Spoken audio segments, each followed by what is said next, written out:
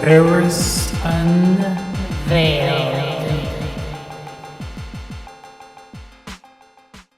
Hello, my precious babies. Another figments of my imaginations. Congratulations on making the correct choice of watching this video. You guys, I'm feeling so much better now. Thanks for your thoughts and prayers. I was really going through something last transmission, and you really came through and showed me the love and support I needed to rally myself and put this episode together. And oh boy, is this a big one. But for all the unequivocal support, we also get some feedback that can only be described as bewildered.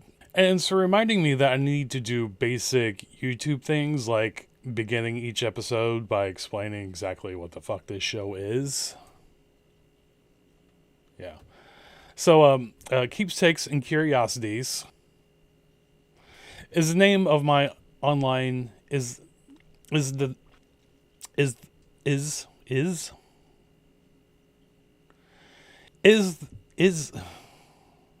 seriously? Is the name of my online antique store. And every week on this show, we list one or two real items that you can really buy on eBay.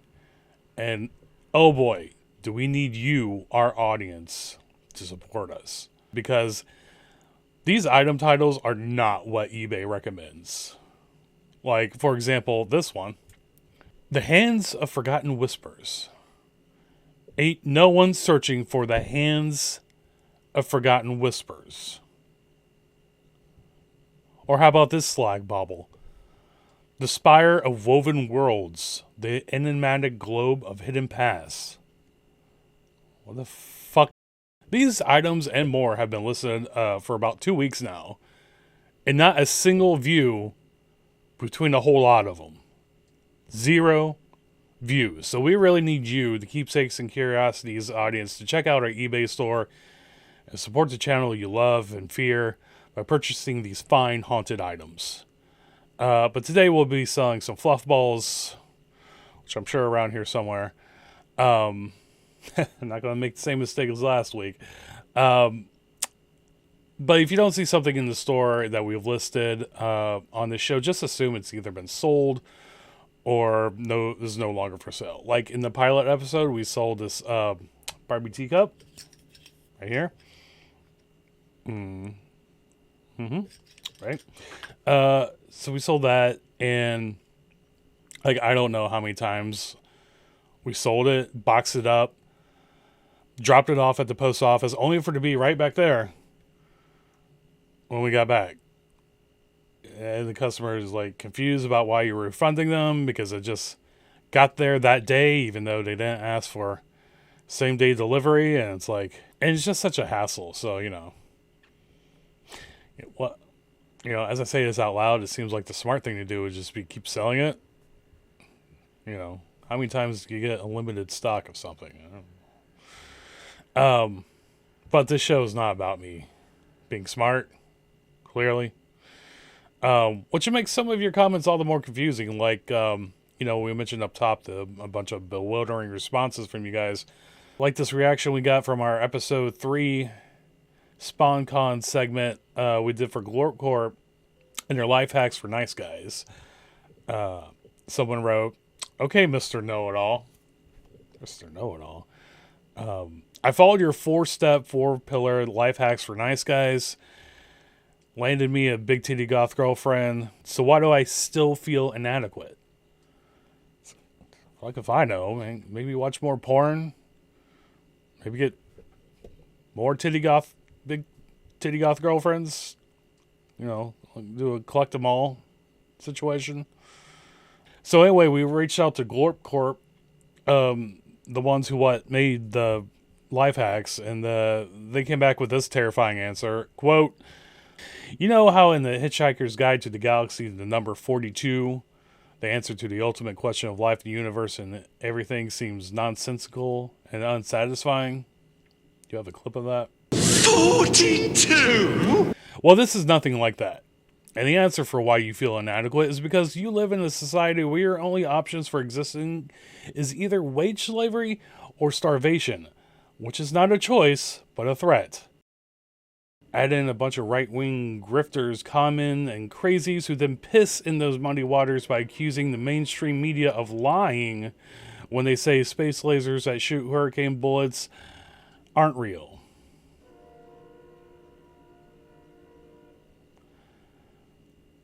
You know what Fox News, Newsmax, CNN, and Alex Jones have in common? Well, rule of thumb, if someone is telling you the reason you're poor is because of other poor people, they are a liar. Simple. So, any other questions for your Glorp Corp daddy? Not for me. I'm a very stupid boy. So very, very stupid. Let's see. Okay, here's one question. How much porn is too much porn? That's actually a great question. I know the answer to that one. I don't know how much is too much, but I do know what the right amount is. The right amount is when you are legitimately confused about why it isn't allowed on mainstream media. Like, why aren't there legit porn sitcoms on ABC? Or, like a game show where someone's blindfolded and has to have sex with 3 people. One of them, someone they already know, and the contestant has to guess who the person they already know is. Does this idea need a few details ironed out? Sure, but at least it's a start. Why aren't shows like this on air at all? It's because you're not voting for the right people in the government who will allow it to be on broadcast television. Shame on you. Watch more porn. It will enlighten you. Now, if you watch so much porn that it literally ruined your life and you still never thought it should be allowed on network TV, then you were doing it wrong all along. Sorry. But the good news is, if you're watching this, it's not too late for you. You can be saved. You can be porn again. Which brings us to the final part of our 3-part answer of how to defeat your feelings of inadequacy, which is to know thyself. Of course, that's easier said than done, and we'll let Alan Watts explain the intractable, paradoxical problem with knowing thyself. The Godhead is never an object of its own knowledge. Just as a knife doesn't cut itself, fire doesn't burn itself, light doesn't illumine itself. It's always an endless mystery to itself. So if you can't know thyself directly, then how's it possible at all? Well, it's called knowledge of self through the other. Basically, it means when we draw distinctions between ourselves and others, those distinctions form the outline of our idea of self. But this idea of ourself is akin to Plato's cave and is a woefully inadequate representation of who we are holistically. Now, at this point, you might be so frustrated with the situation that you might be tempted to kill your ego, but this would defeat the meaning of life, which is to know thyself. And yes, I just casually tossed out what the meaning of life is. Deal with it. And yes, I just casually tossed out what the meaning of life is immediately after explaining why achieving the meaning of life is locked behind an intractable paradox. Double deal with it. So at this point, you might be so frustrated with the situation, you might be tempted to kill the human race. We've all had those days, right? Of course, you can't do that on your own, so you propped up an obviously deranged, fascist, antichrist weirdo to become the president in hopes he'll do it for you. And he'll do it in collaboration with a deranged, fascist, antichrist tech bro who wants to plant the nation with his microchips and convert our money to a digital currency, and will eventually combine those two ideas to create the mark of the beast exactly as described in the Bible. And conservative Christians will go along with it because at least their religion will be validated, but they'll ironically eternalize that validation by identifying with the Antichrist. Surprise, conservative Christians are the villains of their own story. But we kind of already went over that in episode 3, so check that out. So here you are, stuck between a void and the existential dread of realizing you live in a hall of mirrors you can't escape because it's the only reason you exist in the first place. And until either a deranged fascist antichrist weirdo destroys the world, or the paradox of knowing thyself is resolved by a psychic machine created by the government who teaches you how to gain psychic powers while having mind-blowing sex, you just mask your feelings of inadequacy with cynicism and blind consumerism. Here's some fluff balls. Ah, shit. Okay, so here's the deal. I have not one, two glue guns, and fuck all glue sticks. So last week we didn't have the fluff balls. This week we at least have the fluff balls. But no way to put them together. So I don't even know if that would even work. Like the glue gun with the. Anyway, I am figuring this out on the fly because the whole whisker wibble thing, fluff balls, was not working out. So instead of doing all that, we're going to do what probably made more sense in the first place. We already brought it up earlier in the show, so let's give this a proper Keepsakes and Curiosities intro. The Hands of Forgotten Whispers. Behold, the praying hands of forgotten gods. A seemingly serene statue that belies the terror it has witnessed over millennia. Two hands gently Fuck. Two hands gently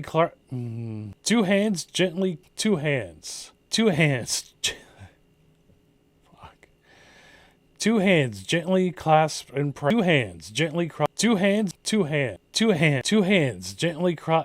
Fucking.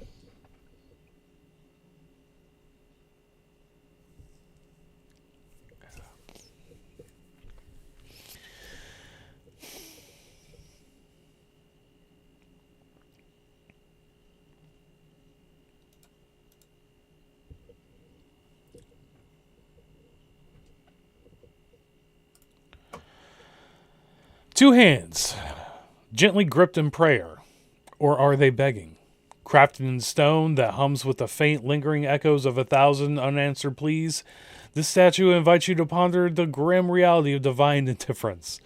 Once revered in temples long crumbled to dust, these hands belong to gods whose names have been wiped from existence. Their fingers, chiseled with precision, speak of a time when mortal and deity alike knelt before the same unknowable forces. But now, these hands serve only as a reminder that nothing, not even divinity, can escape the creeping entropy of the universe. The faint grooves in the palms seem to tell a story. Could they be pathways to another dimension? Or are they merely the tears of those who dared to hope for salvation? It's possible to know for sure, but placing the statue in your home will ensure that the great void is always watching. Legend has it that the last person to place a statue on their mantelpiece found themselves inexplicably drawn to it, their own hands instinctively mimicking the ancient pose. Soon after, they began to hear the soft, rhythmic chanting in the dead of night, a chant that pulsed with the rhythm of their own heartbeat. The gods are listening, my friend, and they are waiting for you to join them in oblivion. Why you'll fear it. Silent desperation. These hands aren't praying, they're reaching. But for what? Mercy? Release? The answer is hidden in their silent stone grip. It's actually made of like a resin. A riddle waiting to unravel your mind. Tangible dread. Carved from an unknown material. Again, it's a resin-based thing. That shifts ever so slightly when you're not looking. These hands are cold to the touch no matter how long you hold them. Their coldness is not just physical. It's existential. Channel of Forgotten Realms. Ancient forgotten gods may use us as a conduit to whisper into your sleep, offering cryptic visions of past lives and parallel worlds where salvation is a distant memory. Display the hands of forgotten whispers proudly, or cautiously on your altar, bookshelf, or wherever you keep relics of lost civilizations. But beware, once you invite this artifact into your home, you might find your own hands clasped in silent, fervent prayer. Not know why. And list.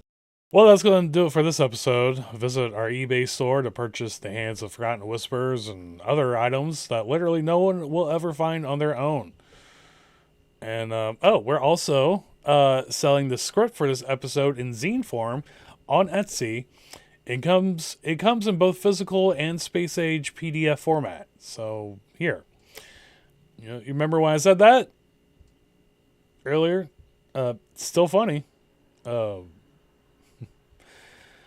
zine also contains parts of the script we had to cut from this episode for reasons that are mysterious and weird. Also, check out our Redbubble account for some decor merch. Shirts, stickers, like this Don't Poke the Plot Hole sticker. Or this drawing I made on MS Paint. And we even put one of the pages from zine on a shirt, because you can do that. Look at this mock-up provided by Redbubble. Imagine wearing this shirt.